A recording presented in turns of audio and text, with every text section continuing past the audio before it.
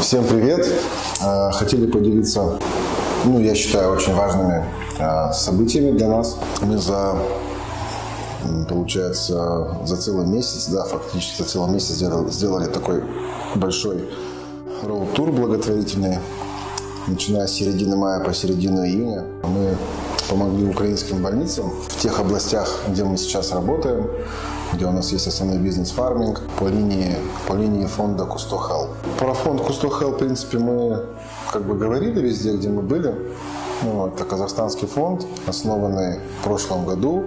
Фонд был создан для того, чтобы помогать в период пандемии и врачам, и незащищенным слоям населения. То есть это был такой социальный, и есть социальный проект. Он начался в Казахстане и дошел вот сюда, в Украину, в рамках нашого проекту Cousteau Agro. Ми працювали з індивідуальними запитами лікарень, регіонів, де працює Cousteau Agro. Важливо було почути кожного головного лікаря, тому що різні лікарні, різні потреби. Наша команда спрацювала оперативно стосовно і підбору обладнання, закупки, доставки, комунікації. Розглядали варіанти сучасного обладнання, ліків, які допомагають при важких формах ковіду. Год работы с коронавирусом показал нам определенные приоритеты и изменения на сегодняшний день и в аппаратуре, и в методиках лечения требуют, соответственно, идти как в ногу со временем. На сегодняшний день появились новые аппараты для оксигенотерапии пациентов с коронавирусом, и мы благодарны Cousteau Agro за то, что нам предоставили такие два аппарата, которые позволяют проводить высокопоточную оксигенотерапию пациентов и таким образом уменьшить нагрузку на ШВЛ-аппараты, которые мы на сегодняшний день круглосуточно используем. Данное оборудование, естественно, будет введено в эксплуатацию в кратчайшие сроки и будут служить пациентам и помогать нам, врачам, в лечении данных пациентов. Мы очень благодарны за предоставленную помощь не только в этих двух аппаратах, а и кардиограф, и пульсоксиметры, которые будут розданы в те отделения, которые сейчас стоят на страже. Это инфекционное отделение, терапевтическое отделение, реанимационное отделение и отделение экстренной и неотложной помощи. Це монітор пацієнта, який вже монітор, скажу вам так, нового типу. Це не той монітор, який був 10-15 років назад. Монітор із капнометрією, капнографією. Це те, що сьогодні необхідно, особливо для лікування пацієнтів хворих на ковід. І нам цей монітор пацієнта конче необхідний. Так само, як і дефібрилятор.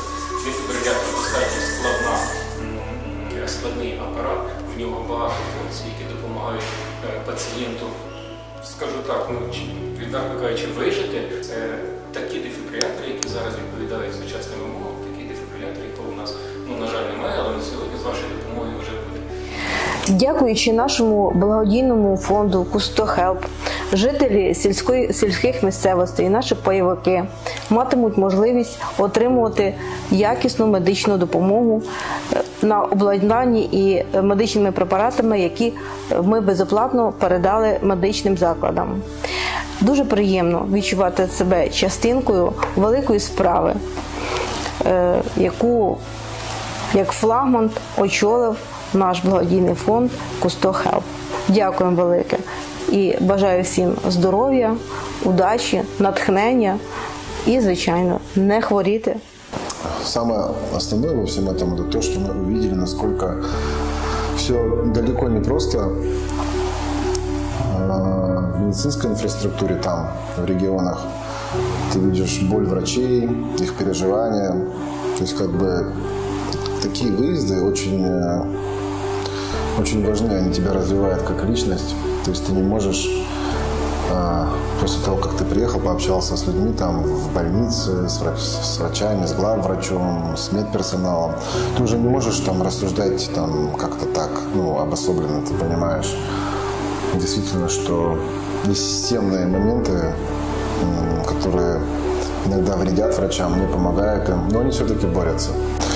И вот, смотря на них, при той всей сложной ситуации, которая была с коронавирусом, не хватало кислорода. Вот со многими главврачами мы общались.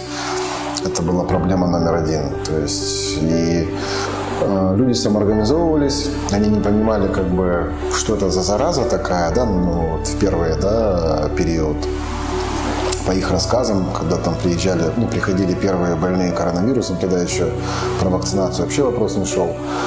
И действительно, они молодцы. Они находятся на той линии фронта, а это на самом деле война. Ну вот, если так сравнить, это как военные действия против вируса, который унес за период пандемии больше, наверное, 3,5 миллионов человеческих жизней по всему миру.